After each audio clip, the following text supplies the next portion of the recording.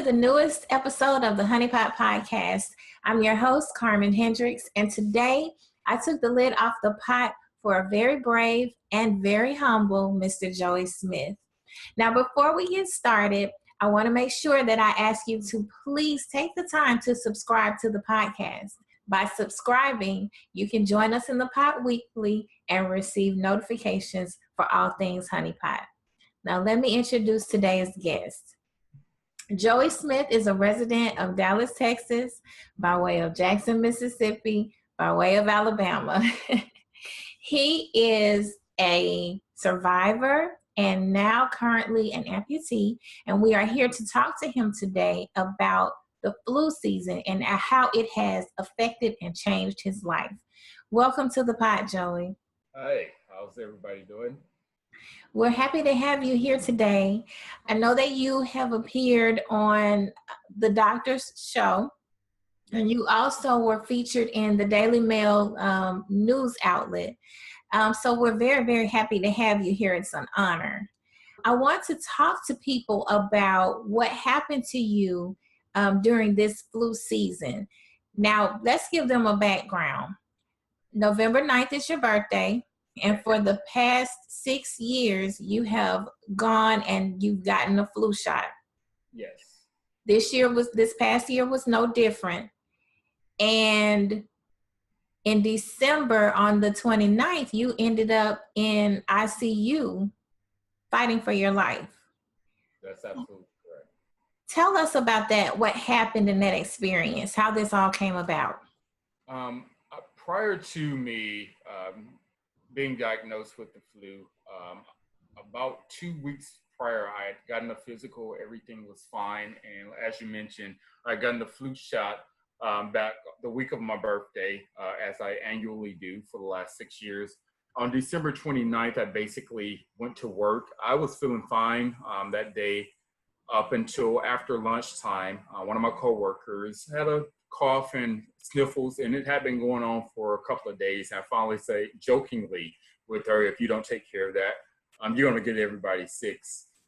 And within a matter of minutes, I went to lunch and came back, and about 1:30, 1:45, I started feeling very lightheaded and dizzy. I got up, walked around for about 20 minutes, and after that 20 minutes, I came back and started doing a coaching plan with one of my team members. And I couldn't make it through that coaching plan without feeling like I was about to pass out. So at that point, I stood up and walked to my manager and told him what was going on and said, hey, I need to go home. I didn't want to pass out at work. The drive home was rough. I was shaking the entire way. Got home, couldn't make it up my stairs. Took me about 5 minutes to even crawl up my stairs. I immediately got in, took some medicine, and laid down. I was shaking in cold sweats while I was in bed, and within a couple of hours, I fell asleep and was feeling better. Got up, got something to eat, called my friend, my best friend, and told him, hey, I'm not feeling good, but we're going to make this trip to New Orleans and for New Year's. Around 11 p.m., I called him back, and I wasn't feeling any better. I said, hey, he asked me, did I want to go to the hospital? And I said, yes. Went to the urgent care. They couldn't figure out what was wrong. Took a flu test there, and they initially came back negative. I went to ICU. They sent me over to ICU at Texas Presbyterian Hospital. And from there on, it went downhill. And within a matter of hours, they were telling my best friend, hey, call his family. He's not going to make it through 24 hours. So they did 2 flu tests on you, and they both came back negative. And they did a blood test as well. And the blood test is what came back positive for the flu, right? Yes, that's absolutely correct. It wasn't until they did the blood test that the flu showed up in my system. And also when they did the blood test, it came back positive for pneumonia and sepsis. So at this time, of course, I had gone under. Basically, I was had gone into my coma. And so I didn't know any history of this until I got out of my coma, which was 6 days later. Oh, wow. You were in a coma for 6 days. Correct.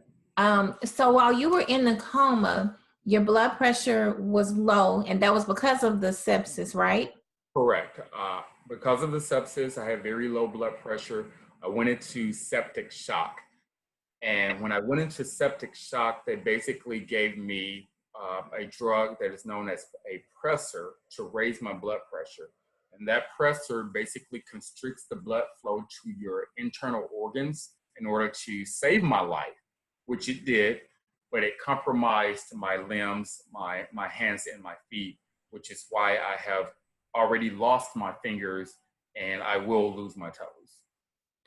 So have you lost all of your fingers, or you still have your thumbs, right? Yes, I haven't lost all of my fingers. On my left hand, as you can see, the middle finger is the only one I lost, but I have severe damage to the other two where I have a lot of waiting on skin to grow back. The nails are going to come off and eventually, hopefully, they grow back. But this right hand was affected the most. I lost the tips of the index and the pinky, and then the two middle fingers are basically amputated down to the knuckle. But because I have my thumb, I'm going through physical therapy, and I can basically work and get normal functions of my hands again.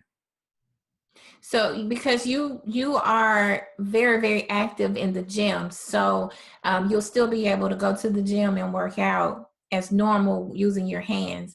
But what about on your feet? You're losing. Are you losing all of your digits on your feet, or is it the same situation?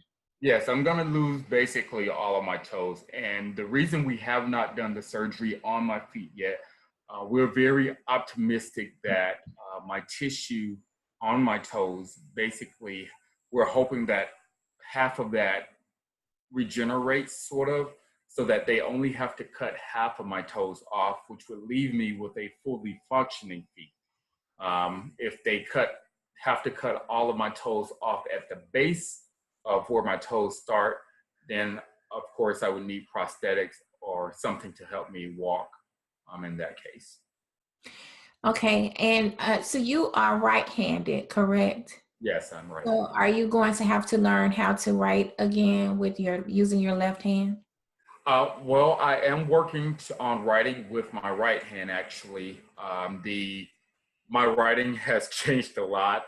It looks like chicken scratch, but I'm optimistic that practicing because I can connect my index and my thumb, I'm working on still writing with my right hand. That's wonderful. Now, there's something that was said on the doctor's show on your interview that I found very interesting. One of the doctors pointed out that had you not gotten your flu shot, you could have died because it helps build your antibodies in your system. Can you talk to us about that? Yes, like I say, I've been getting a flu shot, and the doctor did point out that had I not gotten my flu shot, then the flu could have been a much worse situation. And I basically, from the research that I've done myself, I have no other choice but to agree with that because I did have the antibodies in my system, and had this happened to someone that did not have the flu shot, I do think it would have been a much worse outcome. The sepsis and the pneumonia would have been much more harder to treat as well. So I think having the flu shot ultimately helped in assisting with saving my life. One thing that you wrote, you actually wrote this on Facebook, and it's something that's very inspiring, and it shows, and it's a testament to who you are as a person. You said, "I have always been a fighter, and this time was no different. According to the doctors, on that sixth day, I came to and snatched the ventilator out of my throat. Although I do not recall snatching the ventilator out of my throat, I do recall being awake and being helpless as I whispered to a passing nurse, 'Help me, help me.' Help arrived, and by this time, I was out of it again. When I came to, I had been placed on a face mask breathing machine, but my vitals had drastically improved." It shows how much of a fighter you are and how you are really fighting to overcome everything that you've been through. Um, Tell us how it makes you feel now knowing that you survived something so devastating. I am, I don't like to toot my own horn at all, but I'm very proud of what I did to get through this. Like I said, you said the doctors basically told me I was the one that snatched that ventilator out of my throat, and I don't recall it, but it does sound like something that I would do. Um, I've been through a lot of tough situations, and I've had a lot of people, tell me that I couldn't do this or I couldn't do that. They looked at me in a negative light. And I've always been a positive person, say, hey, and I've been the type to prove people wrong over and over and over again. This was no different. Although they couldn't tell me directly that I was dying, they told my friend that I was dying, and there was something in there that knew, hey, someone has given up on you, and you can't give up on yourself. So although I was in a coma, there was a dream. People say you don't dream when you're in a coma. Absolutely incorrect. I remember running from door to door in a dark room while I was in that coma until I found some light. And when I found that light, it's the day I came to. And I came to, and it shocked everybody, every doctor that had seen me. My parents, based on the information they had gotten, they didn't think I was going to make it. But there I was. I had fought my way through that dark room and found that light. And you are a light. So I want to talk about your sister set up a GoFundMe page for you, because right now you're currently, even though you are employed, you're currently under short term and you don't have short term disability benefits. Your sister set up a GoFundMe page for you to not only help you with medical funding, but also because she is concerned about prosthetics for you as well. Um, Tell us about, do you know anything about how that's going so far? I know that you haven't reached your goal because I did my research, but I want you to tell everybody about what you know about it. My sister did initially set it up because we were concerned about the prosthetics and the medical bills. They have started coming in. I had been in the hospital for almost a month, and when I got home, I had a box full of mail bills already that insurance had not covered. So when she set that up, that was the goal. The prosthetics and the bills were the initial goal. And then I was surprisingly blessed by the doctor's TV show in Hanger's Clinic that they were going to take care of my hand prosthetics completely. So now the goal is just to minimize the stress on me of worrying about these medical bills that are coming in. So that's why I still have my GoFundMe page up. It's just to get that medical bills taken care of. And because I'm not working, my family is doing all they can to, keep a roof over my head, make sure that my rent is paid, car note, things of that nature. But I have absolutely no income coming in because short-term disability is not available on my job. We do have long-term disability, but unfortunately, I do have another 5 months. It takes a total of 6 months before I'm even eligible for that. So the best option I have, have been very reliable on my community and my surroundings, pitching in and helping out. That's wonderful that you do have some people that are helping to pitch in, but hopefully with this interview, we'll be able to get more people to go to your GoFundMe page. And I will make sure that I put the link to your GoFundMe page here in the description, as well as on the YouTube video. So for anyone who is interested, please go and assist and help him because he really needs it. And not because he's asking, but because I'm asking. I've known him for a very, very long time, and he's always been a very pleasant person, very nice. And just to see him being a fighter, I don't mind helping someone who is always willing to help other people, no matter what. Now, I do want to talk a little bit more about the flu shot. because as I was doing research, I went online to the CDC and the Department of Health, and I found that the flu shot has been effective this year, 39% in adults and 59% in children. What would be your advice to people who are wavering on whether or not to get the flu shot? Because I can be honest with you, I've never gotten one. But my reason has always been because my grandfather went and got a flu shot, went to the hospital, and he never came out. So what would be your advice to someone like me who has taken a stand against the flu shot? Well, first of all, Carmen, I'm very sorry to hear about your grandfather.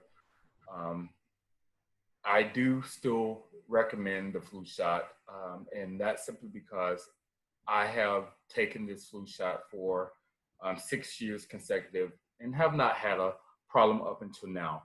Now, although the flu shot has been only 39% effective this year, the reason I still recommend it is because that's 39% of lives possibly saved. Like I said previously, I do honestly feel had I not had the antibodies in my system from the flu shot, the outcome would have been much, much worse. The flu shot for me, basically, the reason I do get it is because I do believe it saves lives. One, it keeps, although it does not prevent you from having the flu, and that's a lot of people's misconceptions that, hey, it's supposed to keep me from getting it. That's not true.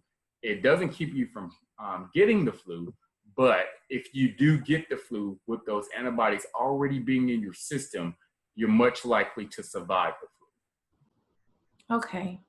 So the strain this year is the H3N2. Now, correct me if I'm wrong. This particular strain is airborne? Yes, it is.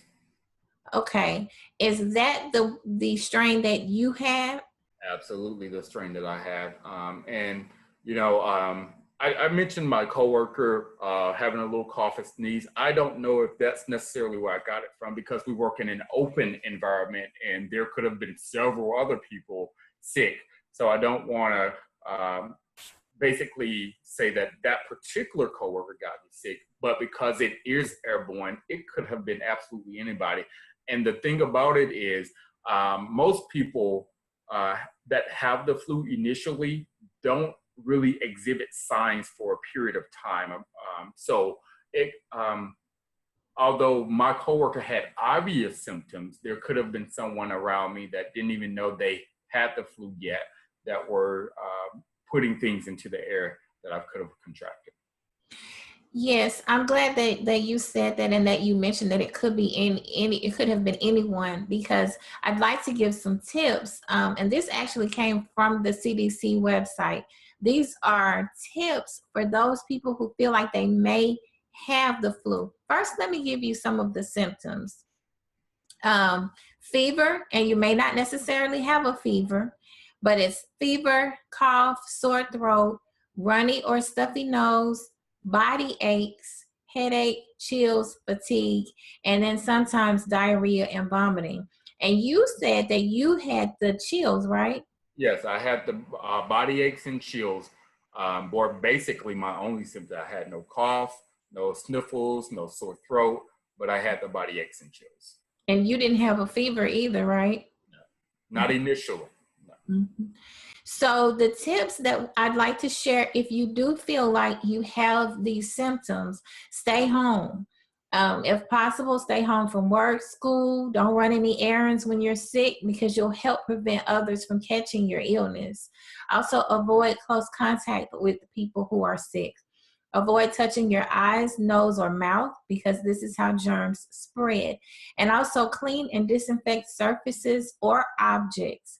Anything that you frequently touch, get you some Lysol wipes, Clorox wipes, whatever it is that you use to clean your home, to disinfect.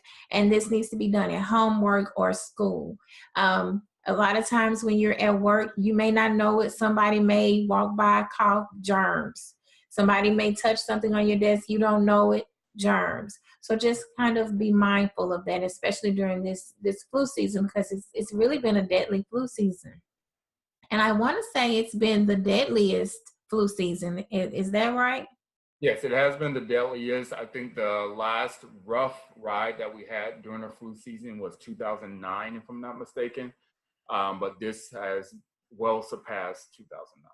hmm And then there are other flu complications in addition to it developing into pneumonia. You can get a sinus or ear infection, which is actually a moderate complication.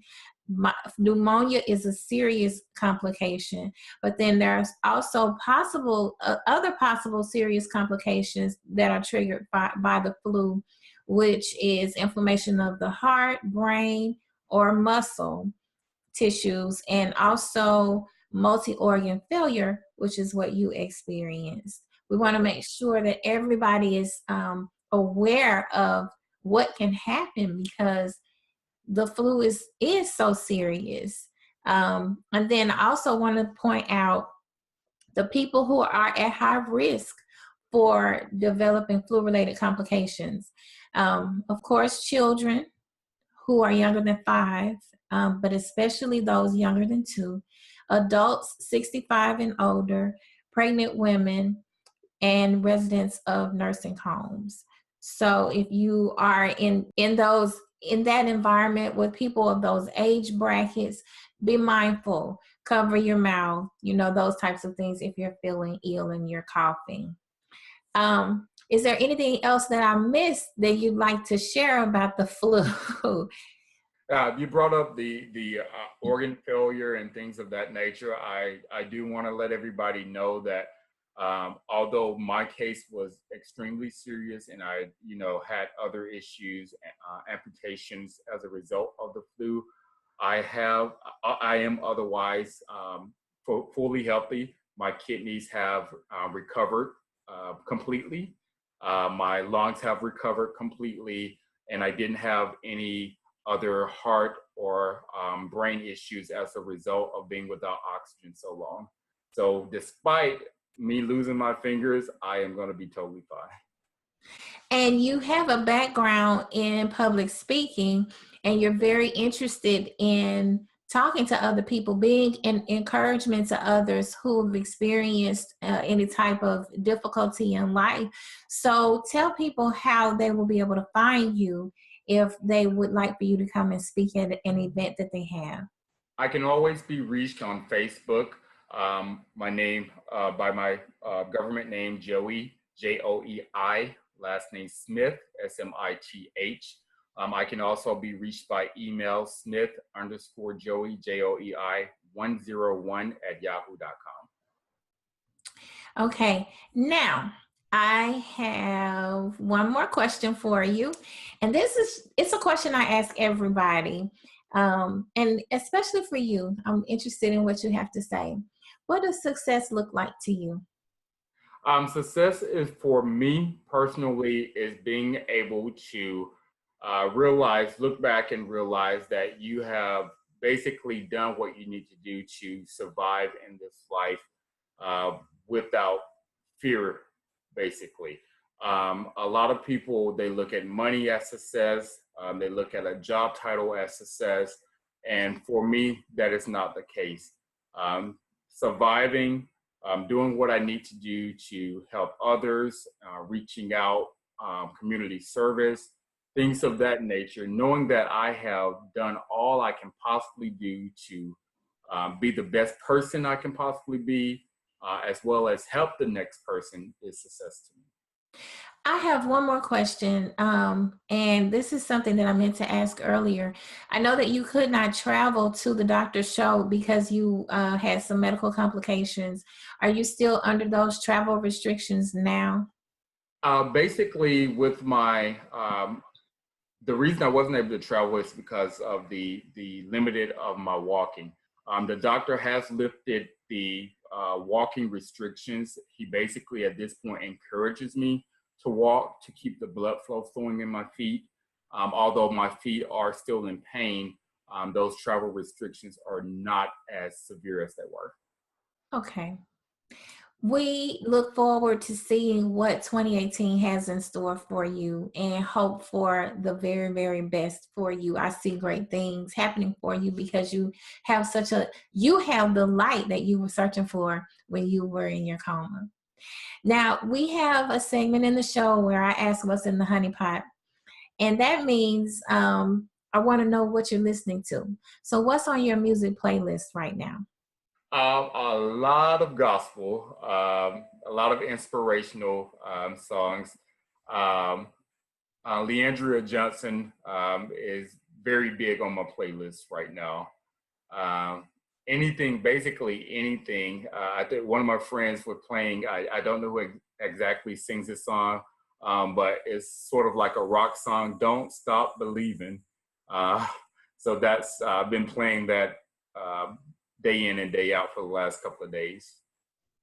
Okay. And do you have any last words for our listeners and viewers today? I definitely do.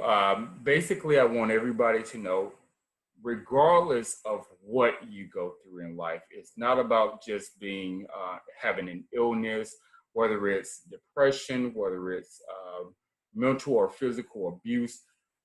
Just take a moment to realize that there is always a way out, and there is always a way to get support in anything that you're going through. Don't let situations get you down. Keep fighting and fight until you have found your way out.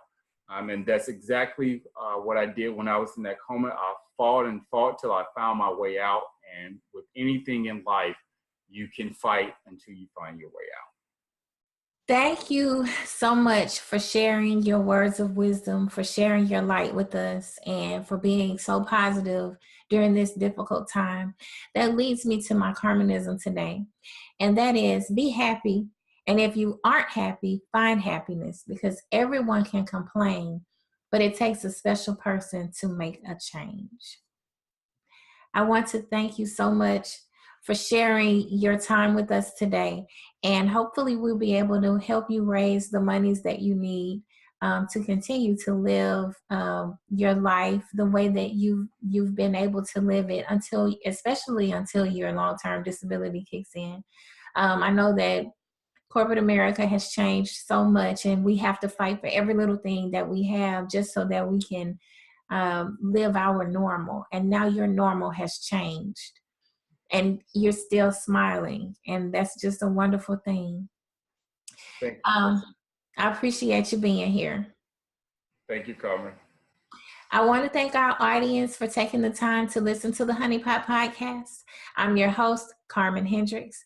Be sure to subscribe and like us on Twitter, Facebook, and Instagram using the handle @honeypot podcast. You can also find me at carmenhendricks.com. That does it for today's show. Unfortunately, I have to put the lid back on the pot. We're going to miss you, Joey. So we will see you next time. Goodbye. Bye-bye.